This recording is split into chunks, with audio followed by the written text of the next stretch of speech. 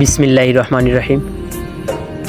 যারা আমার ভিডিও দেখতেছেন সবাইকে আমার পক্ষ থেকে আসসালামু আলাইকুম।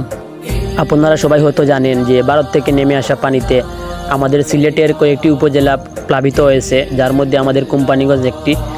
আমি এই মুহূর্তে আছি আমাদের কোম্পানিগঞ্জ থানার 4 নং ইসাকলস ইউনিয়নের 9 নং ওয়ার্ডের খোলাপাড়া গ্রামে। এটা আমার নিজ গ্রাম।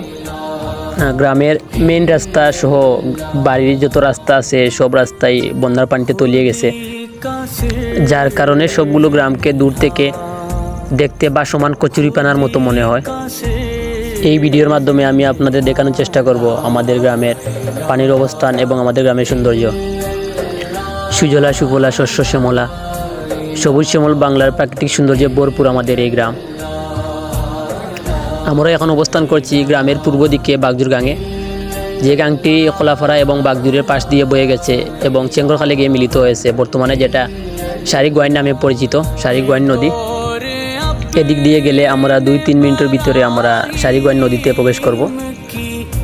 ভিডিওটি দেখতে থাকুন, ইনশাল্লাহ আমি আমাদের পুরো গ্রামটি দেখানোর চেষ্টা করব আপনাদেরকে।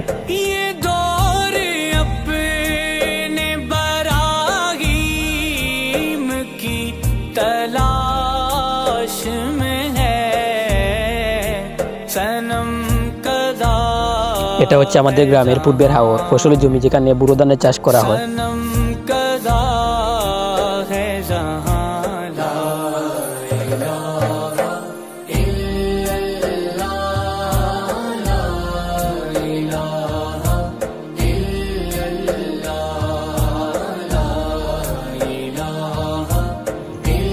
এটা হচ্ছে আমাদের গ্রামের একমাত্র মসজিদ, বাইতুস সালাম জামে মসজিদ, যেটার বর্তমানে 2 তলার কাজ চলিতেছে।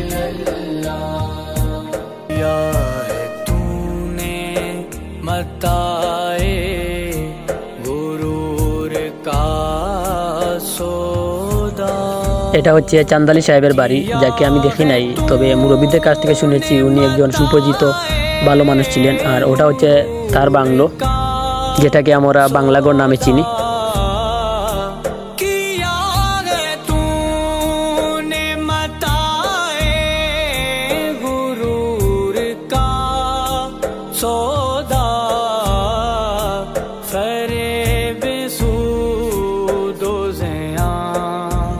নদীর তীরে একটি আম গাছে এত বেশি আম ধরেছে, আসলে সরাসরি দেখতে অসম্ভব সুন্দর লাগতেছে, আসলে ভিডিওতে বোঝাবার মতো নয়।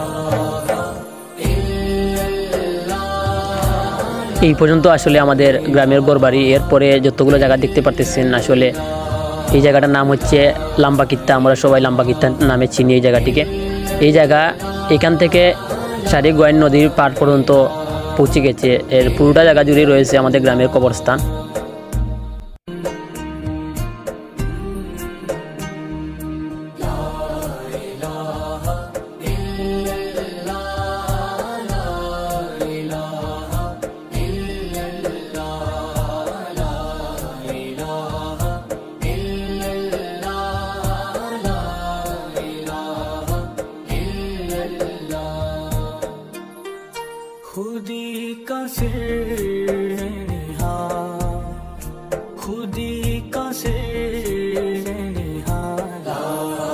আমরা এখন অবস্থান করছি চেঙ্গেরখাল নদীতে, যেটা বর্তমানে সারিগোয়াইন নামে পরিচিত।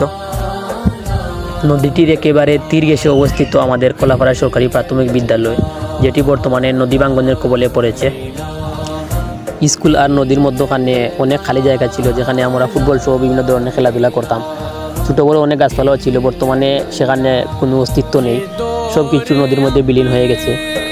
স্কুলের নিচেরও অনেক মাটি ধসে গেছে, বন্যার পরে হয়তো দেখবো আমরা সেখানে স্কুলটাও নেই, নদীতে বিলীন হয়ে গেছে। এই নদীর পাশে অনেক বড় একটা বাজার ছিল, অত্র এলাকার সবাই মিলে এখানে বাজার করত। অনেকগুলো দোকানপাট এখন অবশিষ্ট রয়েছে, কিন্তু বাজারটি বিলুপ্ত হয়ে গেছে। এটি হচ্ছে জুগিরগাঁও গ্রামে প্রবেশের রাস্তা। এটা হচ্ছে আমাদের সুনামধন্য খোলাপাড়া জুগিরগাঁও হাফিজিয়া দাখিল মাদ্রাসা, যেটাতে আমরা লেখাপড়া করেছি। তার পাশেই রয়েছে একটি মসজিদ। আমাদের সময় এত সুন্দর ছিল না মাদ্রাসাটি, এখন যেভাবে সুন্দর লাগতেছে।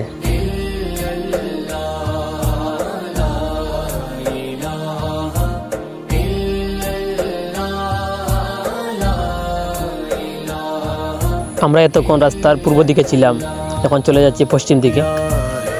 এখন আমরা চলে আসছি পশ্চিম দিকে রাস্তার।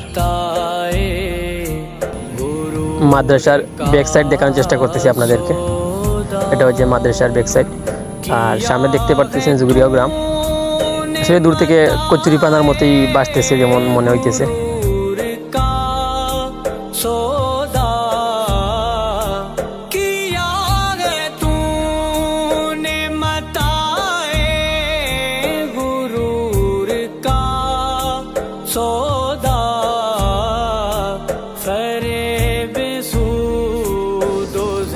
আমরা আবারও গ্রামের ভিতরে প্রবেশ করেছি। এটা হচ্ছে আমাদের গ্রামের পশ্চিম সাইড।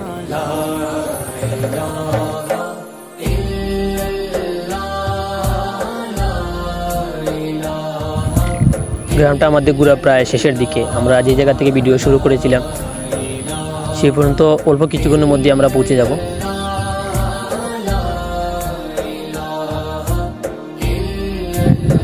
এটা হচ্ছে তেতলি বাড়ি। সিলেট দক্ষিণ সুরমার তেতলি গ্রাম থেকে আসার কারণে আমরা তাদেরকে তেতলি বাড়ি বলে ডাকি। বর্তমানে তেতলি হচ্ছে সিটির ভিতরে। আমরা ভিডিওর একবারে শেষ পর্যায়ে চলে এসেছি। যারা এত সময় আমাদের ভিডিওটি দেখেছেন সবাইকে অসংখ্য অসংখ্য ধন্যবাদ। এখানে দেখতে পারতেছেন যে খোলাপাড়া গ্রাম থেকে যাওয়া কয়েকটি ঘর এবং তার পাশেই বাগজোর গ্রাম।